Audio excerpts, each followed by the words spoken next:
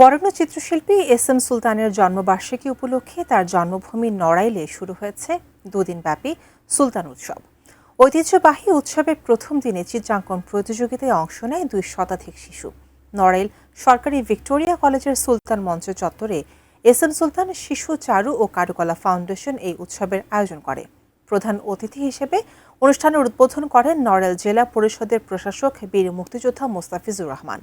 চিত্রাঙ্কন প্রতিযোগিতায় শিশুদের ক্যানভাসে ফুটে ওঠে এস এম সুলতানের প্রতিকৃতি, অপরূপ প্রাকৃতিক দৃশ্য, গ্রামীণ মেলা ও মহান মুক্তিযুদ্ধের গৌরবোজ্জ্বল ইতিহাস। আয়োজকরা জানান, নতুন প্রজন্মের কাছে বরেণ্য চিত্রশিল্পী এস এম সুলতানের মহান শিল্প চেতনা ছড়িয়ে দেওয়ার লক্ষ্যে প্রতি বছর এই উৎসব আয়োজিত হয়। উৎসবে চিত্রাঙ্কন প্রতিযোগিতা ছাড়াও থাকছে শিশুদের আঁকা ছবির বিশেষ প্রদর্শনী, এস এম সুলতানের জীবন ও কর্মের উপর স্মৃতিচারণ ও আলোচনা সভা এবং মনোজ্ঞ সাংস্কৃতিক অনুষ্ঠান।